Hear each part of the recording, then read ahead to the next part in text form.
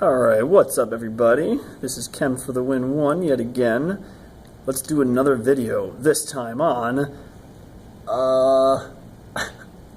what's the formula of a hydrate given experimental data? In other words, we're talking about empirical formulas. Holy smokes. Let's get to work. Alright, our question of the day is, what is the formula of a nickel 2 nitrate hydrate? All right, again, hydrates. Who's sick of hydrates? Given the following data. This is data you would collect in a laboratory experiment. You would have like a massive evaporating dish somewhere, or a crucible, or a test tube. So what we're going to have, if you were to actually use this nickel hydrate, let's say, again, I'm just making up these numbers. Let's say we're going to we actually, heat this hydrate up, get all the water out of it, and you end up with 1.43 grams of nickel 2 nitrate. Again, this is just in theory. Let's say after some math, you end up, getting 0.84 grams of water. Cool. So the question is, how do you figure out the formula of this hydrate? Because again, this hydrate, if we did nickel 2 nitrate, is going to be that. But we don't know exactly how many water molecules. It's a big question mark. So what we can actually do is utilize this data here to figure it out. And yes, it requires a couple mole conversions, and then one more thing after that. Like we've talked about before, everything in this experiment is based on moles. We can actually convert these grams, in other words, this mass of nickel 2 nitrate and this mass of water, into moles. All right. I'm going to pause it for a little bit. I will have the conversion set up when we get back. All right, so there's the work.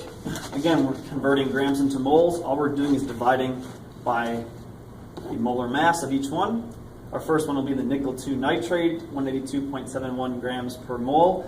When we divide that out, again, utilizing our favorite three-letter words, sig figs. We should have 3 sig figs, so we'll have 0.00783 moles of the nickel 2 nitrate anhydrous compound. Cool, what does that mean? I don't know. Let's do the water. We'll figure out what it means eventually. I do know. We're just going to take the mass of water divided by the molar mass of water using only dose sig figs. We'll get 0.047 moles of water. Okay. So we have two numbers. We have moles of water and we have moles of nickel 2 nitrate. You could, if you wanted to, convert these moles into molecules of each. That would actually kind of help you out a little bit, but you don't need to because moles and molecules are pretty much very similar. What we're actually going to do is we're going to make a ratio of these two numbers. Now, to make a ratio, what we're going to do is, usually for ratios, you divide each number by the smallest quantity. The smallest number here out of these two mole numbers is 0.00783. So I'm going to do over here is do 0.00783. I'm going to divide it by 0.00783. What does that equal? It equals 1. It's by itself, or divided by itself. So for the water, I'm going to do 0.047 divided by 0.00783. And if you plug this into your favorite calculation device, or your non-favorite calculation device, you get a rough answer of 6. Okay, so what does that mean? This means that in our compound, our ratio, all right, our ratio of nickel, oh, actually, here we go. Oops, Here we go. Our ratio of nickel to nitrate to water is 6:1. Cool.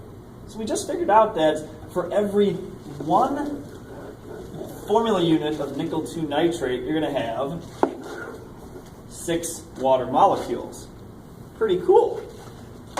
So if we're trying to figure out the final formula, it's just going to, well, be the nickel 2 nitrate, because we already knew that. The only thing we didn't know was that we had 6 water molecules attached. That is the introduction to things called empirical formulas. In other words, trying to figure out figure out experimentally the formulas of different compounds. In this case, it would have 6 water molecules attached. If you're doing labs with similar hydrates, it's the exact same way.